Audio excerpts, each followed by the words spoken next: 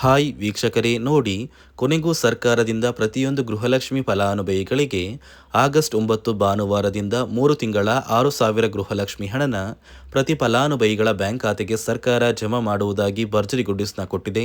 ಈಗಾಗಲೇ ಫಲಾನುಭವಿಗಳಿಗೆ August, July ಮತ್ತು ಜೂನ್ ತಿಂಗಳ 6,000 ಹಣ ಜಮಾ ಆಗ್ತಾ ಇದೆ. ಆದರೆ 7ರಿಂದ 8 ಲಕ್ಷಕ್ಕಿಂತ ಅಧಿಕ ಮಹಿಳೆಯರಿಗೆ ಗೃಹಲಕ್ಷ್ಮಿ ಹಣ ಕ್ಯಾನ್ಸಲ್ ಆಗಿದ್ದು, ನಿಮ್ಮ ಬ್ಯಾಂಕ್ ಖಾತೆಗೆ ಹಣ ಕ್ಯಾನ್ಸಲ್ ಆಗುತ್ತಾ ಬರುತ್ತೋ ಅಂತ ತಿಳಿಸ್ಕೊಡ್ತೀನಿ.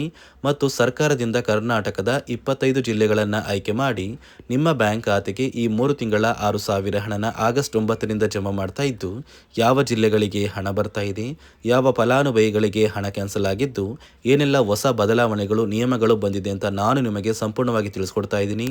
ಅದಕ್ಕಿಂತ ಮೊದಲು ನೋಡಿ ವೀಕ್ಷಕರೇ, ನೀವು ನನ್ನ ಚಾನಲ್ನ ಸಬ್ಸ್ಕ್ರೈಬ್ ಆಗಿಲ್ಲ ಅಂದರೆ ದಯಮಾಡಿ ಪ್ರತಿಯೊಬ್ಬರು ಚಾನಲ್ನ ಸಬ್ಸ್ಕ್ರೈಬ್ ಮಾಡಿಕೊಂಡು ಹಾಗೆ ವಿಡಿಯೋಗೆ ಪ್ರತಿಯೊಬ್ಬರು ಒಂದು ಲೈಕ್ನ ಕೊಡಿ. ಹೌದು ವೀಕ್ಷಕರೇ, ಸರ್ಕಾರದಿಂದ ಗೃಹಲಕ್ಷ್ಮಿ ಯೋಜನೆಯ ಪ್ರತಿ ಫಲಾನುಭವಿಗಳಿಗೆ 3 ತಿಂಗಳ 6,000 ಹಣ ಒಟ್ಟಿಗೆ ಬರುತ್ತೆ ಅಂತ ಹೇಳಿರೋದು ನಿಜ.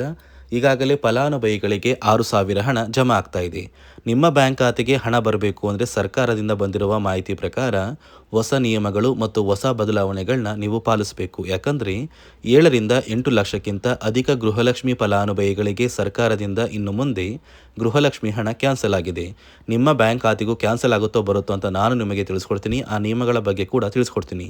ಅದಕ್ಕಿಂತ ಮೊದಲು ಸರ್ಕಾರದಿಂದ ಈ 3 ತಿಂಗಳ 6,000 ಗೃಹಲಕ್ಷ್ಮಿ ಹಣನ ಆಗಸ್ಟ್ 9 ಭಾನುವಾರದಿಂದ ಕರ್ನಾಟಕದ 25 ಜಿಲ್ಲೆಗಳನ್ನು ಆಯ್ಕೆ ಮಾಡಿ ಈ 6,000 ಹಣ ಜಮಾ ಆಗ್ತಾ ಇದ್ದು, ಯಾವ ಜಿಲ್ಲೆಗಳಿಗೆ ಹಣ ಬರ್ತಾ ಇದೆ ಅಂದರೆ ಚಾಮರಾಜನಗರ, ಬಳ್ಳಾರಿ, ಬೀದರ್, ಕಲಬುರಗಿ, ಕೊಪ್ಪಳ, ರಾಯಚೂರು, ಯಾದಗಿರಿ, ವಿಜಯನಗರ, ಉಡುಪಿ, ಮೈಸೂರು, ಮಂಡ್ಯ, ಹಾಸನ, ದಕ್ಷಿಣ ಕನ್ನಡ, ಚಿಕ್ಕಮಗಳೂರು, ಬೆಂಗಳೂರು ನಗರ, ಬೆಂಗಳೂರು ಗ್ರಾಮಾಂತರ, ಚಿಕ್ಕಬಳ್ಳಾಪುರ, ಚಿತ್ರದುರ್ಗ, ದಾವಣಗೆರೆ, ಕೋಲಾರ, ಬಾಗಲಕೋಟೆ, ಬೆಳಗಾವಿ, ವಿಜಯಪುರ, ಧಾರವಾಡ, ಗದಗ, ಹಾವೇರಿ ಮತ್ತು ಉತ್ತರ ಕನ್ನಡ.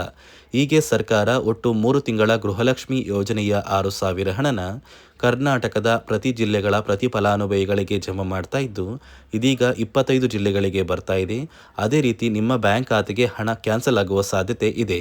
ಯಾಕಂದರೆ ಸರ್ಕಾರದಿಂದ ಈಗಾಗಲೇ ಹೊಸ ಬದಲಾವಣೆಗಳು ಕೂಡ ಬಂದಿದ್ದು, ಆ ಒಂದು ಬದಲಾವಣೆ ಮತ್ತು ನಿಯಮಗಳು ಏನು ಅಂತ ಕೂಡ ತಿಳಿಸ್ಕೊಡ್ತಾ ಇದ್ದೀನಿ.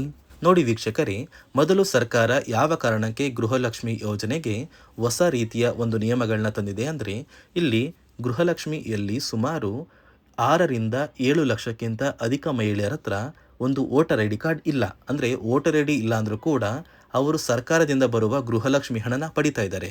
ಮತ್ತು ಸಾಕಷ್ಟು ಫಲಾನುಭವಿಗಳ ಒಂದು ಬ್ಯಾಂಕ್ ಖಾತೆ ಏನಿದೆ, ಆ ಒಂದು ಬ್ಯಾಂಕ್ ಖಾತೆ ಹೊರ ರಾಜ್ಯದ ಬ್ಯಾಂಕ್ ಖಾತೆ ಆಗಿದೆ.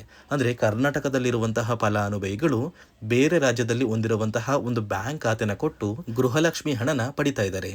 ಅದೇ ರೀತಿ ಸಾಕಷ್ಟು ರೀತಿಯ ಹೊಸ ಬದಲಾವಣೆಗಳು ಯಾವ ಕಾರಣಕ್ಕೆ ಬರ್ತಾ ಇದೆ ಅಂದರೆ, ಗೃಹಲಕ್ಷ್ಮಿ ಯೋಜನೆಯಲ್ಲಿ ಅರ್ಹವಿರುವ ಫಲಾನುಭವಿಗಳಿಗೆ ಅಂದರೆ ಕರ್ನಾಟಕದವರಾಗಿದ್ದು, ಕರ್ನಾಟಕದಲ್ಲೇ ವೋಟರ್ ಐ ಡಿನ ಹೊಂದಿದ್ದು, ಕರ್ನಾಟಕದ ಫಲಾನುಭವಿಗಳಾಗಿದ್ದು, ಇವರ ಬ್ಯಾಂಕ್ ಖಾತೆಗೆ ಹಣ ತಲುಪಬೇಕು. ಬೇರೆ ಫಲಾನುಭವಿಗಳಿಗೆ ಯಾವುದೇ ಕಾರಣಕ್ಕೂ ಹಣ ತಲುಪಬಾರದು ಅಂತ ಸರ್ಕಾರ ನಿರ್ಧಾರ ಮಾಡಿದೆ. ಇದೇ ಕಾರಣಕ್ಕೆ ಸಾಕಷ್ಟು ಫಲಾನುಭವಿಗಳು ಗೃಹಲಕ್ಷ್ಮಿ ಯೋಜನೆಯ ಒಂದು ಅರ್ಹರ ಪಟ್ಟಿಯಿಂದ ಕ್ಯಾನ್ಸಲ್ ಆಗ್ತಾ ಇದ್ದಾರೆ. ಯಾರೆಲ್ಲ ಫಲಾನುಭವಿಗಳು ಸರ್ಕಾರಕ್ಕೆ ತೆರಿಗೆನ ಕಟ್ತಾ ಇದ್ದೀರಾ, ಗೌರ್ನಮೆಂಟ್ ಜಾಬಲ್ಲಿದ್ದೀರಾ ಮತ್ತು ಇನ್ಕಮ್ ಟ್ಯಾಕ್ಸ್ನ ಪೇ ಮಾಡ್ತಾ ಇದ್ದೀರಾ, ಇಂತಹ ಫಲಾನುಭವಿಗಳ ಹೆಸರನ್ನ ಇನ್ನು ಮುಂದೆ ಸರ್ಕಾರ ಗೃಹಲಕ್ಷ್ಮಿ ಯೋಜನೆಯಿಂದ ಕ್ಯಾನ್ಸಲ್ ಮಾಡಿದೆ. ನಿಮ್ಮ ಒಂದು ರೇಷನ್ ಕಾರ್ಡ್ BPL ರೇಷನ್ ಕಾರ್ಡಿಂದ APL ಆಗಿದ್ರು ಕೂಡ ನೀವು ಗೃಹಲಕ್ಷ್ಮಿ ಯೋಜನೆಯನ್ನು ಪಡೆಯೋದಕ್ಕೆ ಅರ್ಹರಾಗಿರ್ತೀರಾ. ಮತ್ತು ನೀವು ಹೊಂದಿರುವಂತಹ ಒಂದು ಮೊಬೈಲ್ ನಂಬರ್ ಬೇರೆ ಇರುತ್ತೆ. ಇದೇ ಕಾರಣಕ್ಕೆ ಕರೆಕ್ಟ್ ಆಗಿರುವಂತಹ ಒಂದು ಮೊಬೈಲ್ ನಂಬರ್ನ ಕೊಟ್ಟರೆ ಆದಷ್ಟು ಬೇಗ ನೀವು ಮರು ಅರ್ಜಿನ ಹಾಕಿ ಗೃಹಲಕ್ಷ್ಮಿ ಹಣನ ಪಡ್ಕೋಬೋದು. ಅದೇ ರೀತಿ ನೀವು ಹೊಂದಿರುವ ಬ್ಯಾಂಕ್ ಖಾತೆ ಏನಿದೆ, ಆ ಒಂದು ಬ್ಯಾಂಕ್ ಖಾತೆನ ನೀವು ಆ್ಯಕ್ಟಿವ್ ಆಗಿ ಇಟ್ಕೋಬೇಕು. ಅಂದರೆ ಯಾವುದೇ ರೀತಿಯ ಒಂದು ವಹಿವಾಟನ್ನು ನಡೆಸ್ತಾ ಇಲ್ಲ ಅಂದರೆ ನಿಮ್ಮ ಒಂದು ಬ್ಯಾಂಕ್ ಖಾತೆಗೆ ಗೃಹಲಕ್ಷ್ಮಿ ಹಣ ಖಂಡಿತವಾಗಿಯೂ ಬರೋದಿಲ್ಲ. ಅದೇ ರೀತಿ ನೋಡಿ ವೀಕ್ಷಕರೇ, ನಿಮ್ಮ ಮನೆಯ ಕುಟುಂಬರು ಅಂದರೆ ಗೃಹಲಕ್ಷ್ಮಿ ಯೋಜನೆಯ ಒಂದು ಸದಸ್ಯ ಏನಾರು ಮರಣ ಹೊಂದಿದ್ದು ಅವರ ಬದಲಾಗಿ ನೀವು ಅಪ್ಲಿಕೇಶನ್ ಹಾಕ್ತೀವಿ ಅಂದರೆ ಅದು ಸಾಧ್ಯವಿಲ್ಲ. ಯಾಕಂದರೆ ನಿಮ್ಮ ಒಂದು ರೇಷನ್ ಕಾರ್ಡಲ್ಲಿ ಮನೆಯ ಯಜಮಾನಿ ಯಾರಿರ್ತಾರೆ ಅವರೇ ಮಾತ್ರ ಗೃಹಲಕ್ಷ್ಮಿ ಯೋಜನೆಗೆ ಅರ್ಹರಾಗಿರ್ತಾರೆ. ಒಂದು ವೇಳೆ ಮನೆಯ ಸದಸ್ಯರು ಯಜಮಾನಿಯಾಗಿದ್ದು ಅವರು ಮರಣ ಹೊಂದಿದರೆ ನೀವು ಗೃಹಲಕ್ಷ್ಮಿ ಯೋಜನೆಗೆ ಅಪ್ಲಿಕೇಶನ್ ಹಾಕೋದಕ್ಕೆ ಆಗೋದಿಲ್ಲ. ಮೊದಲು ನಿಮ್ಮ ಮನೆಯಲ್ಲಿ ಇರುವಂತಹ ಒಂದು ಹೆಣ್ಣು ಮಗಳು ಅಂದರೆ ಮಹಿಳೆ, ನಿಮ್ಮ ಒಂದು ಪತ್ನಿ ಇರ್ಬೋದು ಅಥವಾ ನಿಮ್ಮ ಒಂದು ತಾಯಿ ಇರ್ಬೋದು, ಅವ್ರನ್ನ ಮನೆಯ ಯಜಮಾನಿ ನೀವು ಮಾಡಬೇಕಾಗುತ್ತೆ. ಸೊ ಮನೆಯ ಯಜಮಾನಿ ಮಾಡಿದ ನಂತರ ಮಾತ್ರ ನೀವು ಗೃಹಲಕ್ಷ್ಮಿಯ ಸೌಲಭ್ಯನ ಪಡ್ಕೋಬೋದು. ಒಂದು ವೇಳೆ ನೀವು ಗೃಹಲಕ್ಷ್ಮಿಗೆ ಹೊಸದಾಗಿ ಅರ್ಜಿ ಹಾಕಬೇಕು ಅಂದರೆ ಇದೀಗ ಸರ್ಕಾರ ಅದಕ್ಕೂ ಕೂಡ ಕರ್ನಾಟಕ ಒನ್, ಗ್ರಾಮ ಒನ್ ಅಥವಾ ಬೆಂಗಳೂರು ಒನ್ ಸೇವಾ ಕೇಂದ್ರದಲ್ಲಿ ಅವಕಾಶ ಮಾಡಿಕೊಟ್ಟಿದೆ. ಆದರೆ ಮೊದಲ ಥರ ಇವಾಗ ನೀವು ಅರ್ಜಿನ ಹಾಕೋದಕ್ಕೆ ಆಗೋದಿಲ್ಲ. ಬದಲಿಗೆ ನಿಮ್ಮ ರೇಷನ್ ಕಾರ್ಡ್ನ ತೊಗೊಂಡೋಗ್ಬೇಕು, ನಿಮ್ಮ ಆಧಾರ್ ಕಾರ್ಡ್ನ ತೊಗೊಂಡೋಗ್ಬೇಕು, ನಿಮ್ಮ ಒಂದು ಪತಿಯ ಆಧಾರ್ ಕಾರ್ಡ್ನ ಕೂಡ ತೊಗೊಂಡೋಗ್ಬೇಕಾಗುತ್ತೆ. ನಿಮ್ಮ ವೋಟರ್ ಐ ಡಿ ಕೂಡ ಕಡ್ಡಾಯವಾಗುತ್ತೆ. ನಿಮ್ಮ ವೋಟರ್ ಐ ಡಿ ನಿಮ್ಮ ಹತ್ರ ಇದ್ದರೆ ಮಾತ್ರ ನೀವು ಗೃಹಲಕ್ಷ್ಮಿ ಯೋಜನೆಯ ಒಂದು ಅರ್ಹತೆಯನ್ನು ಪಡ್ಕೋತೀರಾ. ಒಂದು ವೇಳೆ ವೋಟರ್ ಐ ಡಿ ಇಲ್ಲ, ರೇಷನ್ ಕಾರ್ಡ್ ಇದೆ, ಆಧಾರ್ ಕಾರ್ಡ್ ಇದೆ ಅಂದರೆ ಇನ್ನು ಮುಂದೆ ನಿಮ್ಮ ಬ್ಯಾಂಕ್ ಖಾತೆಗೆ ಸರ್ಕಾರ ಗೃಹಲಕ್ಷ್ಮಿ ಹಣನ ಖಂಡಿತವಾಗಿಯೂ ಜಮಾ ಮಾಡೋದಿಲ್ಲ. ಯಾಕಂದರೆ ಪ್ರತಿ ವರ್ಷವೂ ಕೂಡ ಸರ್ಕಾರ ವೋಟರ್ ಐ ಡಿನ ಬಿಡುಗಡೆ ಮಾಡುತ್ತೆ, ಅಂದರೆ ವೋಟರ್ ಲಿಸ್ಟ್ನ ಬಿಡುಗಡೆ ಮಾಡುತ್ತೆ. ಈ ಒಂದು ಲಿಸ್ಟಲ್ಲಿ ಕೆಲವು ಫಲಾನುಭವಿಗಳ ಒಂದು ಹೆಸರನ್ನ ಕ್ಯಾನ್ಸಲ್ ಮಾಡುತ್ತೆ. ಒಂದು ವೇಳೆ ನಿಮ್ಮ ವೋಟರ್ ಐ ಡಿ ಏನಾದರೂ ಕ್ಯಾನ್ಸಲ್ ಆಗಿದ್ದರೆ ನಿಮ್ಮ ಬ್ಯಾಂಕ್ ಖಾತೆಗೆ ಗೃಹಲಕ್ಷ್ಮಿ ಹಣನ ಸರ್ಕಾರ ಕ್ಯಾನ್ಸಲ್ ಮಾಡುತ್ತೆ. ಈ ಕೂಡಲೇ ನೀವು ನಿಮ್ಮ ದಾಖಲಾತಿಗಳು ಎಲ್ಲ ಕೂಡ ಸರಿ ಇದೆ ಅಂತ ತಿಳ್ಕೊಳ್ಳಿ.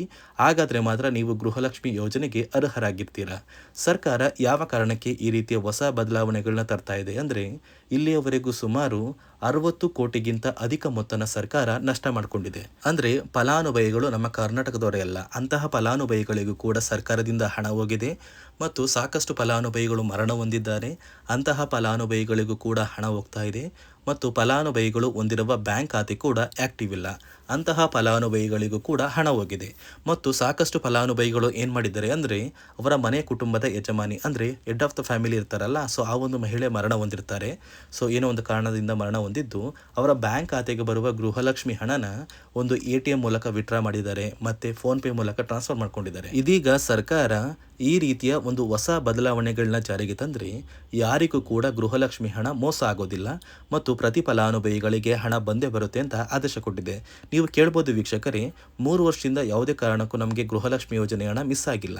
ಸೊ ಇದೀಗ ಏನಕ್ಕೆ ಸಡನ್ ಆಗಿ ಈ ಥರ ಬದಲಾವಣೆಗಳು ಬರ್ತಾ ಇದೆ ಅಂದರೆ ಸರ್ಕಾರದಿಂದ ಕೆಲವು ಅಧಿಕಾರಿಗಳು ಒಂದು ಚರ್ಚೆ ನಡೆಸಿದ್ದಾರೆ. ಒಂದು ಸಭೆಯಲ್ಲಿ ಗೃಹಲಕ್ಷ್ಮಿ ಯೋಜನೆಯ ಕುರಿತು ಒಂದು ಸಭೆ ಮಾಡಿದಾಗ ಅಲ್ಲಿ ಗೃಹಲಕ್ಷ್ಮಿ ಯೋಜನೆಯಲ್ಲಿ ಸಾಕಷ್ಟು ರೀತಿಯ ಲೋಪದೋಷಗಳು ಕಂಡು ಬಂದಿದೆ. DBT ಮೂಲಕ ನಿಮ್ಮ ಬ್ಯಾಂಕ್ ಖಾತೆಗೆ ಹಣನ ಹಾಕಬೇಕಾದ್ರೆ ಸಾಕಷ್ಟು ಫಲಾನುಭವಿಗಳಿಗೆ ಹಣ ಹೋಗ್ತಾ ಇದೆ. ಸಾಕಷ್ಟು ಫಲಾನುಭವಿಗಳಿಗೆ ಹಣ ಹೋಗಿದ್ರು ಅವರ ಬ್ಯಾಂಕ್ ಖಾತೆಗೆ ಜಮಾ ಆಗ್ತಾ ಇಲ್ಲ, ಬದಲಿಗೆ ಆ ಒಂದು ಹಣ DBTಯಲ್ಲೇ ಸ್ಟಕ್ ಆಗ್ತಾ ಇದೆ ಮತ್ತು ಸರ್ಕಾರಕ್ಕೂ ಕೂಡ ಆ ಒಂದು ಹಣ ಬರ್ತಾ ಇಲ್ಲ. ಮತ್ತು ಸರ್ಕಾರ ಹಾಕಿರುವ ಹಣ ಇನ್ನೂ ಕೂಡ ಹಾಗೇ ಇದೆ. ಸಾಕಷ್ಟು ಫಲಾನುಭವಿಗಳು ಆ ಒಂದು ಹಣನ ಯೂಸ್ ಕೂಡ ಮಾಡ್ತಾ ಇಲ್ಲ, ಅಂದರೆ ಅದು ಬ್ಯಾಂಕ್ ಖಾತೆಯಲ್ಲಿ ಹಂಗೇನೆ ಇದೆ. ಇದೇ ಕಾರಣಕ್ಕೆ ಸರ್ಕಾರ ಈ ರೀತಿಯ ಹೊಸ ಬದಲಾವಣೆಗಳನ್ನ ತಂದಿದ್ದು. ನೋಡಿ ವೀಕ್ಷಕರೇ, ಕರ್ನಾಟಕದ ಒಟ್ಟು 25 ಜಿಲ್ಲೆಗಳಿಗೆ ಸರ್ಕಾರ 3 ತಿಂಗಳ 6,000 ಗೃಹಲಕ್ಷ್ಮಿ ಹಣನ ಜಮಾ ಮಾಡ್ತಾ ಇದೆ. ನಿಮ್ಮ ಬ್ಯಾಂಕ್ ಖಾತೆಗೂ ಬರುತ್ತೆ, ನಿಮ್ಮ ಸ್ನೇಹಿತರ ಬ್ಯಾಂಕ್ ಖಾತೆಗೂ ಬರುತ್ತೆ. ಈ ಒಂದು ವಿಡಿಯೋನ ಪ್ರತಿಯೊಂದು ಗೃಹಲಕ್ಷ್ಮಿ ನಿಮ್ಮ ಸ್ನೇಹಿತರಿಗೂ ಕೂಡ ಶೇರ್ ಮಾಡಿ, ಅವರ ಬ್ಯಾಂಕ್ ಖಾತೆಗೆ ಗೃಹಲಕ್ಷ್ಮಿ ಹಣ ಕೂಡ ಬರುತ್ತೆ ಅಂತ ತಿಳಿಸಿ ಅಂತ ಹೇಳ್ತಾ, ಇದಿಷ್ಟು ಸರ್ಕಾರದಿಂದ ಬಂದಿರುವ ಮಾಹಿತಿಯಾಗಿದ್ದು, ನಾನು ಕೊಟ್ಟಿರುವ ಮಾಹಿತಿ ನಿಮಗೆ ಇಷ್ಟ ಆಗಿದ್ದಲ್ಲಿ ನನ್ನ ಚಾನಲ್ನ ಸಬ್ಸ್ಕ್ರೈಬ್ ಮಾಡಿಕೊಂಡು ಹಾಗೆ ವಿಡಿಯೋಗೆ ಪ್ರತಿಯೊಬ್ಬರು ಒಂದು ಲೈಕ್ನ ಕೊಡಿ.